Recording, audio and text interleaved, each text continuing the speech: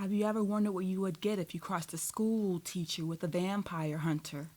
You would get a character that almost always has a plan, rarely curses, but is willing to rip your heart out.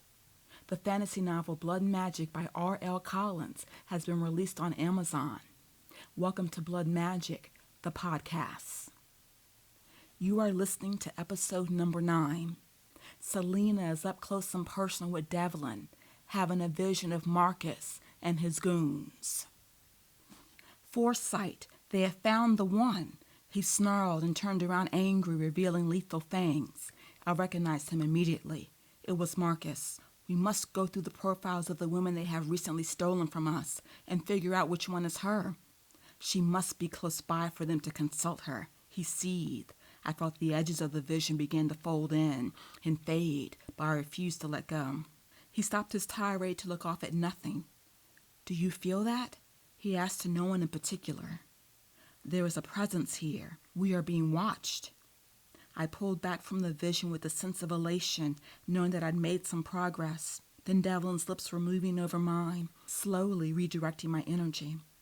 I began to relax into him and kiss him back. His arms tightened like a vice around my waist. He lowered me down into the bed and kept me covered with the warm hardness of his body.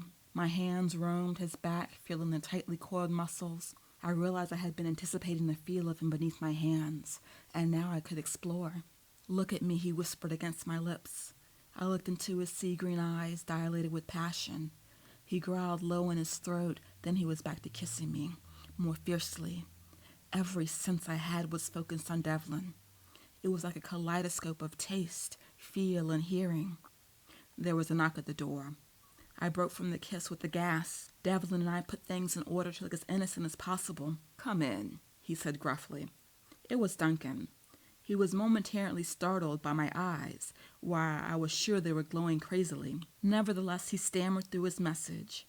The Guardian's extensive surveillance of activities had found another female target for Marcus in Charlottesville, and he was on his way out the door to pick her up. "I want to go," I said immediately. "No," Devlin responded almost as quickly. "It's too dangerous." I didn't see imminent danger in my vision. I think the vampires are in for the night. Plus, I could convince this poor woman to come along with us. "You don't have to tie anyone up and terrorize them," I countered. "Then I'm coming along too," Devlin said grudgingly. "Duncan will be down in 10 minutes. In 10 minutes, Devlin changed from his relaxed persona to a man on a mission. He'd switched into jeans, a white t-shirt, and a black leather vest. The vest was really camouflage for his holster of weapons that he'd strapped on. His armory included powerful guns and razor-sharp blades, some with malicious, jagged edges. I felt totally unprepared in my jogging suit until he fitted me with a holster and sleek black gun of my very own. I couldn't be more pleased. I normally had good reflexes, but with the blood in me, I knew I could shoot a fly out of mid-air if I needed to. "Don't get too excited," Devlin warned. "If your eyes aren't back to normal by the time we get there, you'll probably unsettle her more than just having by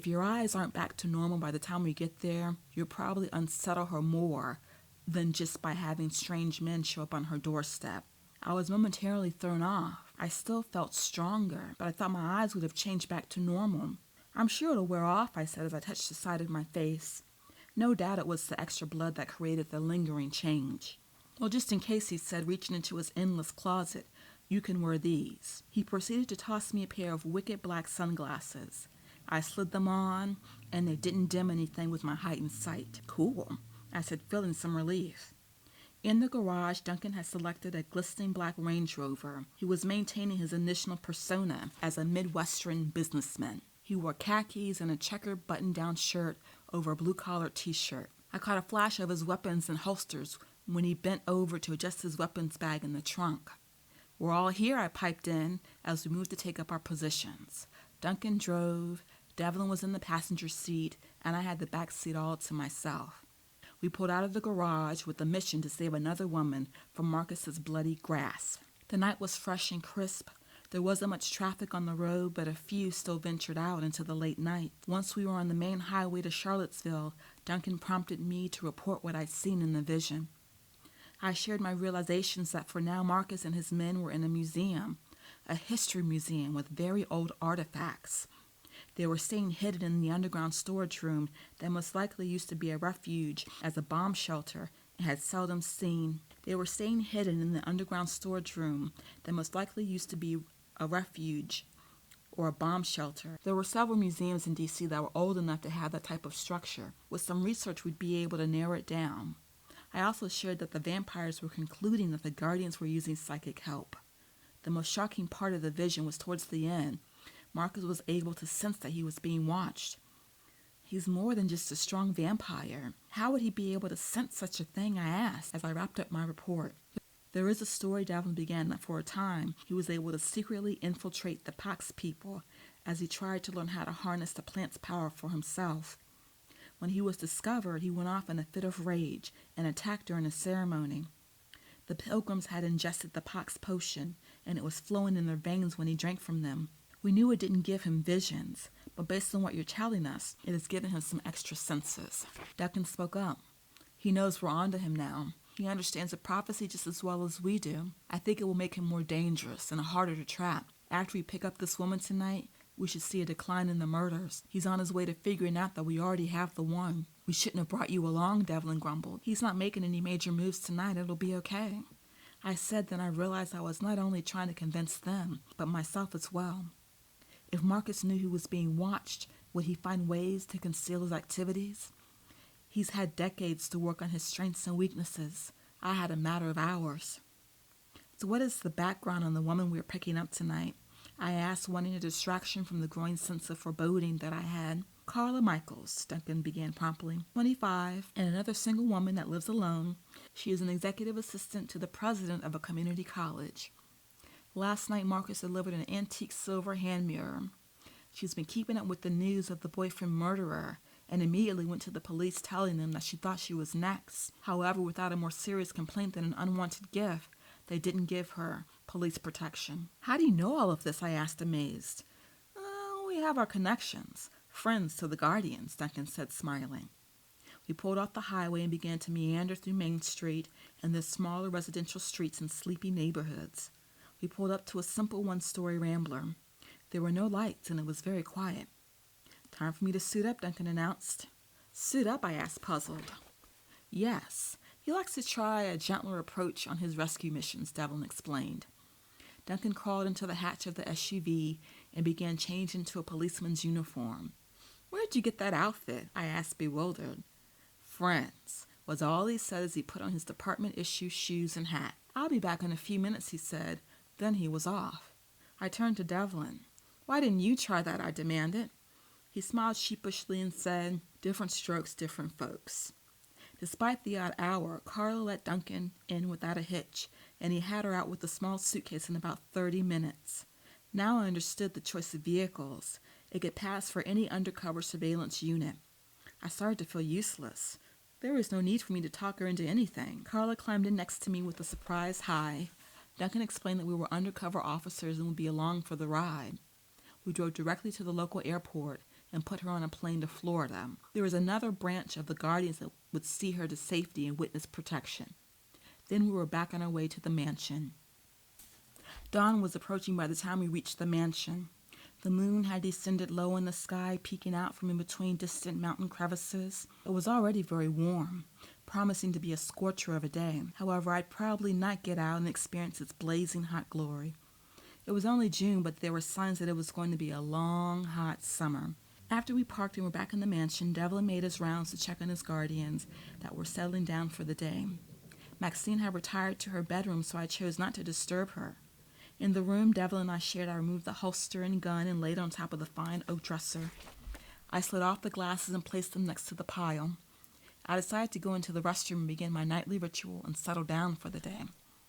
I glanced at my reflection in the mirror and had to stop and look again. My eyes were different. It wasn't the gold fire of earlier. They were normally such a dark chocolate that they almost looked black, but now there was a faint circle of caramel around the iris. I stared at my reflection, not knowing what to make of the latest anomaly. I angled my face in different ways. I narrowed my eyes and opened them wide. No matter what I did, it wasn't a trick of the light. It was there. I ran an agitated hand through my blue-black hair and left the restroom. I paced the length of the bedroom using the swath of carpet next to the window. I looked all around but saw nothing. I wanted so much to be rid of Marcus and to go back to my normal life, but I wondered, what if this quest changed me? What if I became someone or something else? I caught movement outside the window and stopped my frantic pacing. I parted the sheer fabric and looked out over the immaculate gardens. At the entrance of the English maze, I saw a glimpse of an orange blur. I grabbed the holster and gun off the dresser and headed out to investigate. I made it through the house and to the back door without anyone noticing me. No one had reset the security alarm in the house, so I was able to slip out easily.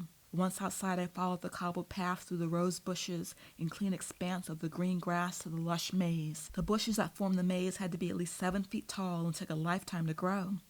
I felt drawn to them since I'd seen them the first night and felt a sense of exhilaration to be able to explore them. I wondered who else had decided to seek out their beauty. I stepped inside and was instantly enveloped in an emerald curtain. I followed paths that twisted and turned like the best game. I contemplated each move like a chess player and had yet to reach any dead ends. I started to wonder if I reached the end before discovering the first visitor to the maze. Then my nose twitched with a familiar smell, one that made my heart drop into my stomach. It was the staleness of death. It was gradually overpowering the sweetness of the garden. I drew my gun and held it ready as I turned corner after corner, ready to confront the offending vampire. It was too late to turn back. All I could do was move ahead and be ready to fight if I didn't find my way out first. I turned another corner and came to my first dead end. I silently cursed in my head. Now was not the time to lose focus. I stopped and looked up at the sky that had a blush of pink on the horizon. Perhaps dawn would save me. After all, weren't vampires supposed to fry in the sun? I realized that Devlin had neither confirmed nor denied that particular myth about vampires. I certainly hoped it was true. Selina. So we meet again. I heard a deceptively quiet voice behind me. I turned and immediately took aim. A figure in an orange hooded robe stood before me, blocking the only exit to the path I'd taken. I took aim for the heart. "Show yourself," I demanded. "Take off the hood." The figure laughed and took a step closer. I cocked the gun. "The gun is not really necessary," the vampire said casually. Then he revealed himself. Blonde buzz cut, piercing blue eyes, and deathly pale skin. It was Marcus. I fired the gun the second I recognized him. He was faster than the others. He attacked me with blinding speed, and the bullet hit him off center, grabbed me around the neck in a bone-crushing grip. I could hardly breathe enough to scream. He moved his face in closer until we were looking directly into each other's eyes. "Something is different about you," he asked, genuinely confused. He ran his nose down my throat, sniffing like a beast. "Ah, you've had my blood. How is this possible?" He questioned and relaxed his grip so I could speak.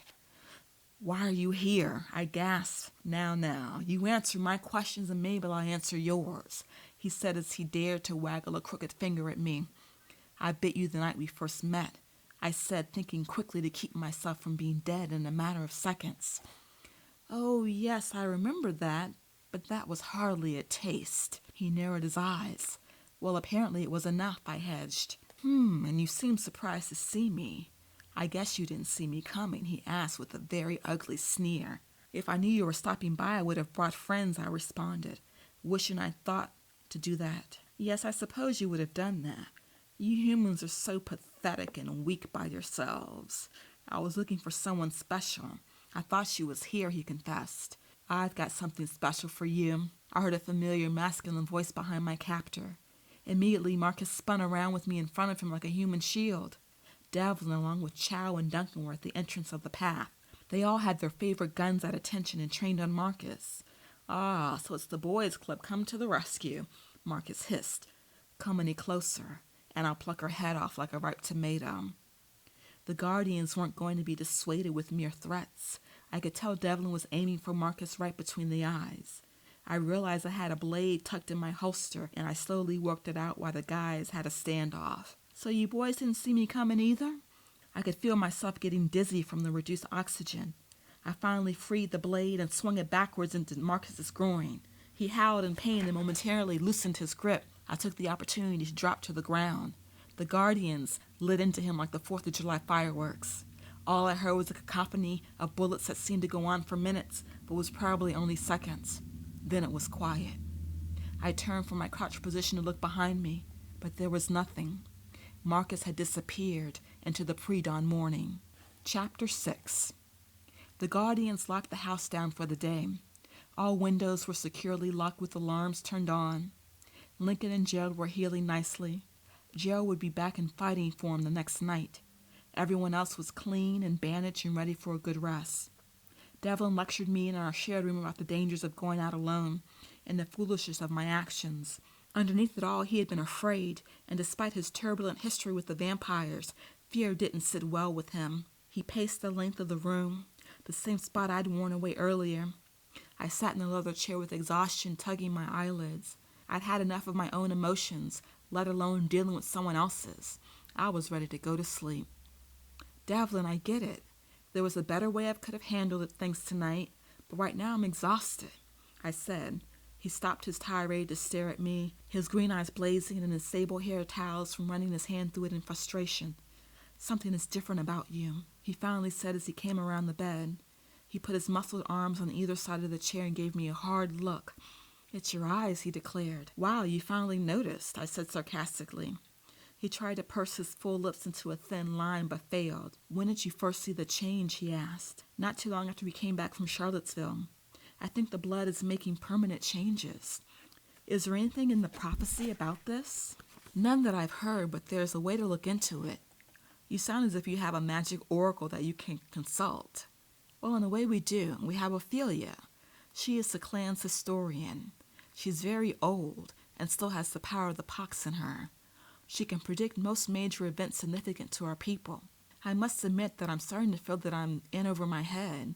I'm supposed to be this grand chosen one, but I don't know how exactly to defeat Marcus. He came here, and I didn't even see him coming. Ophelia would be the best person to ask. I must admit we've reached a point in this mission where we need more information and guidance. Can we call her? Not a chance. Why not? She lives sequestered in a Buddhist temple near Bombay, India.